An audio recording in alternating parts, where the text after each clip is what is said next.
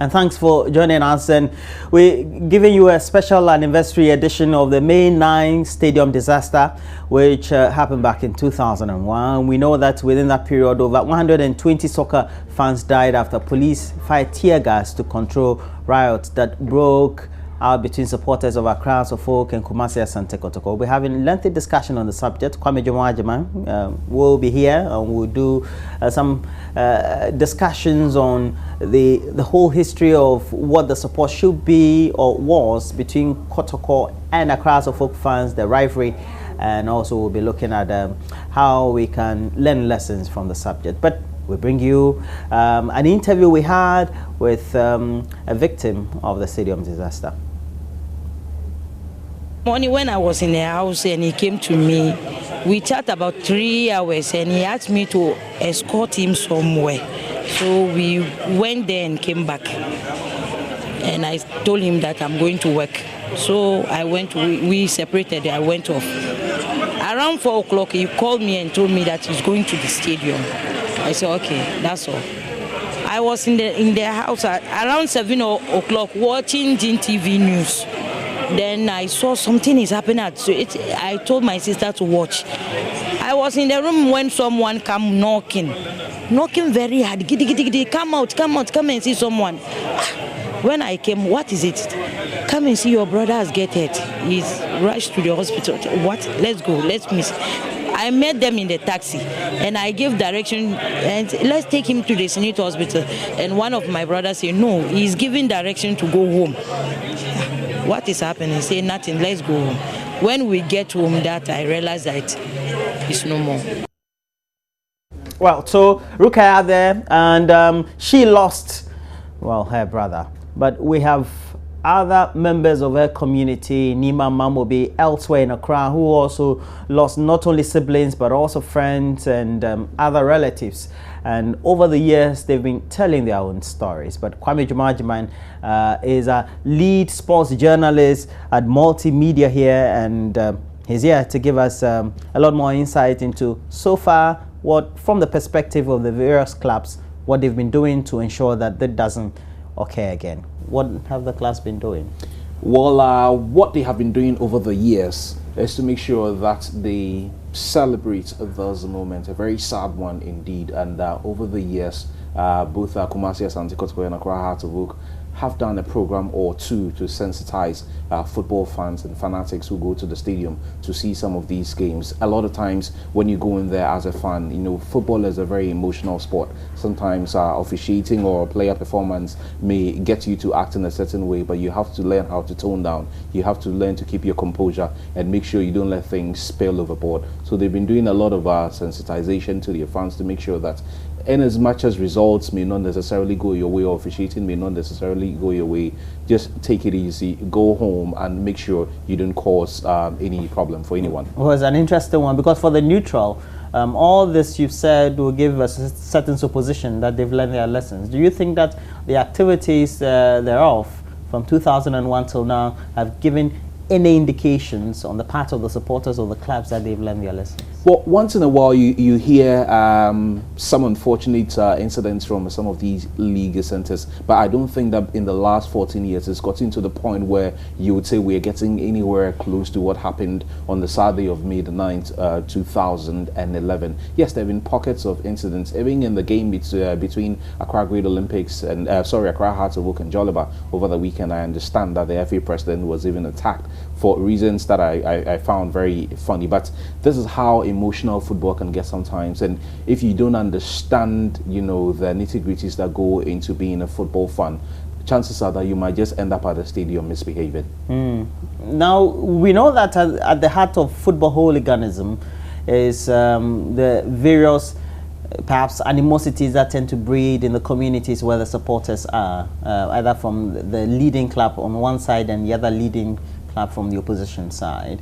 How are the clubs, or have the clubs been able to tackle that very animosity, that side of the hooliganism from the community that the supporters are? For example, we have Nima Mamobi, where we have a lot more of the chapter O's and the other supporters of Accra of football. Also within those same communities, you have a lot more supporters of Kumasi Asante Kotoko, and when they have those derbies, it's quite a very tense moment. Raymond, I would even want us to look at this discussion beyond Kumasi, Asante Kotoko, and Accra, Hartlepool. If you travel to many parts of the world, there are teams that do play from the same city, who do have very passionate football, fans. And I would just want to cite an example of a few of them. When it comes to the Manchester derby, that's when you'd get to know that even within your own family, there are those on the side of City, or there are those on the side of, a Man United. If you come to London, it's not any different. When it's any of the London clubs playing, that is when someone all of a sudden tells you that I'm a South London or an East London or a West Londoner, depending on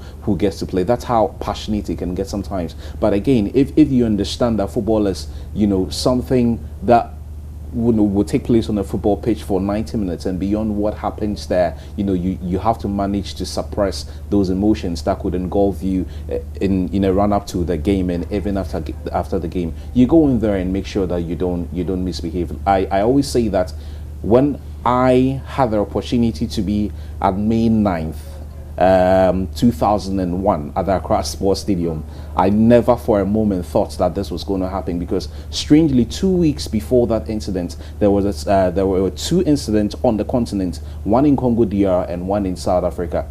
And when I was leaving home on that day, for some strange reason, everyone who knows me knows that I am sympathetic to the cause of Kumasi Asante Kotoko. But for some strange reason, on that day, I went to the stadium in an all-blue outfit. I don't know why, and I've never understood why I did that. Just to make sure I didn't find myself caught in anywhere or anything like that. And strangely that day, the blue outfit that I was wearing was just a vest, and that is what saved me. Just a vest, because when I got to the point down the staircase, when I was being, hassled and moved about and all that, if I was in a full gear, chances were that, I had never experienced tear gas before. I didn't know what to do. All I did was, my vest was soaked with water. So I just took it up, covered my face, quickly descended the staircase, and I was out. But for that, who knows? I was in the stadium then too. I was a fan of Kotoko. I was then, I think, had almost completing journalism school in JIJ, but I was still working at the time. They scored Kotoko, and so I got demoralized. That's how I support my teams though. So I decided to just trek back to Kolebu where I lived. I got to Kolebu and just washed down, and then I started seeing the scenes on TV. For the ordinary fan, it's been a terrible experience. Now we have a new generation of fans, and these fans even don't even support the local clubs all the same. But the point is, we now want to make sure that we get people into the stadium. That's right. So it means that we're going to get a lot more people who will be supporting the local teams. How do we conscientize them?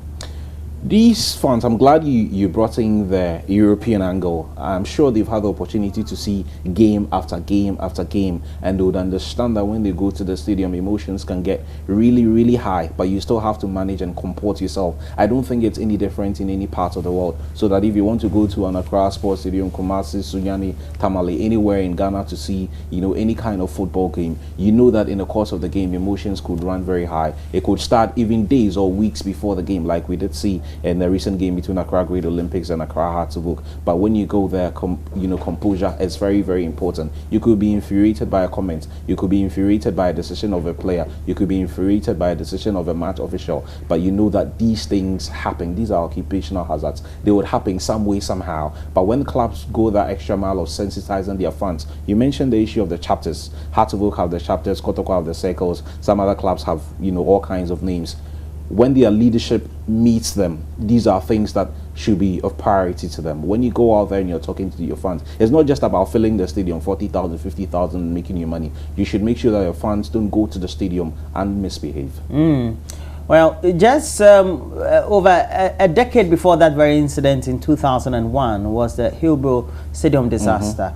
We know that for those many Liverpool fans, they'll be remembering it as one of the disastrous moments in football. And when it happened in Ghana, well, a commission was set up. It was led by the esteemed lawyer Samuel Okudzeto. And Samuel Okudzeto commissioned they put together a report, and among those recommendations was that, well, we needed to make sure that the funds were resuscitated, but also those they left behind were adequately catered for. And so a fund was supposed to be set up, and a number of recommendations were also made. Now, one person who was at the helm of affairs, Chief Executive of Kotoko at the time, is Herbert Mensah. We caught up with him and we asked him some few words. You know, I picture a horrific, tragic situation that didn't have to happen. I picture friends who disappeared. I picture the rain of the day. I picture the melee of bodies. I picture that gate I could not open at the bottom because it was locked. I picture the bodies that had fallen from the top to the bottom. I picture the pain in my muscles and my lungs when I started carrying the bodies up the steps, across and down, and put them on the ground. And I picture having to stand up tall and tell people to help me, and to see that people were dying, and it was something. I picture my rage at wondering why it even happened in the first place. There, I thought that we've been doing this for 14 years. The objective is to make sure that people do not forget. You know, 2 weeks ago, I spoke to the ladies who run the events in the UK for Hillsborough, and you can see that they are still passionate. They are taking on the police and the government for things that went wrong.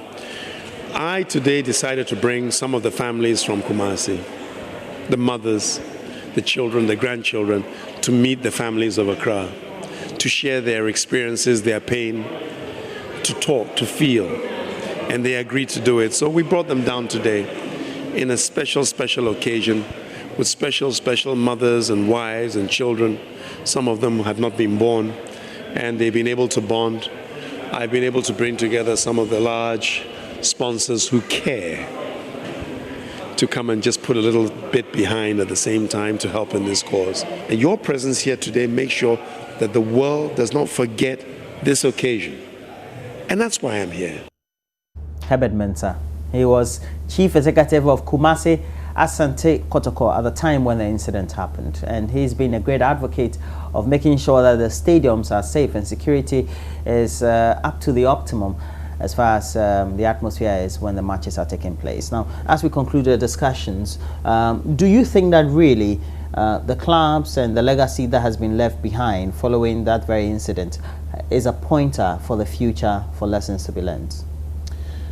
Well, it's very difficult to say because 14 years down the line, honestly, I haven't seen much, especially in terms of legacy. I mean, beyond the statue that you would see at the entrance of the Accra Sports Stadium, I don't even see programs. Even as we speak, I haven't really heard of any official thing coming from both Kotoko or, you know, Accra Hartlewood. And in the years before that, I'm not too sure why a former chairman, maybe because he was part of the moment, if you like, in 2001, trying to do something officially. I don't know what Kotoko and Hearts a day before, you know, the events are doing, unless they are going to be releasing a statement of a sort later in the day. I don't know. And for me, that's a bit worrying. We seem to have literally forgotten about everything, like Ghanaians would do sometimes. Things would happen, we'll talk about it, and then everyone literally seems to go to sleep after that. You mentioned the issue of the funds. Only God knows what has happened to the funds that are supposedly being put together to take care of these victims. You rarely get to hear anything, and for me, these are the worrying things. 14 years down the line, you mentioned Hillsborough. There was Hazel as well in 1985 when Juventus played in the final of the UEFA Champions League. Every year it is marked, it is remembered. We look back and say, going forward, we don't want to see this happening, and we want to make sure that people who were victims on that day are taken care of, you know, a sort. But in here, honestly, I don't really see much in that direction. No, we see that there are derbies, and usually when the derbies happen, we get to see a lot more people in the stadiums usually than we would. Do you think that also is part of increasing the tension, just like in any footballing place? As long as we're alive, and as long as the sport is alive, the derbies would always be there. But when Real Madrid and Barcelona are playing and 100,000 fans are at the stadium, nobody goes there to misbehave. When Real Madrid and Barca are playing at the Bernabeu, nobody goes there to behave. When Chelsea are playing Liverpool, nobody goes there to misbehave. I don't see why we in here should go out there and misbehave. It doesn't make sense to me. Wow. Well, so I guess we all have lessons to learn. And Kwame Juma-Agyemang, and joining us in the studio for us to have a thorough discussion. As you remember, May 9 stadium disaster, it took place or occurred back in 2001, and I guess many people will still have a lot more recollection, especially if you're a football fan. And so please do stay on. We'll have a lot more for you on the show.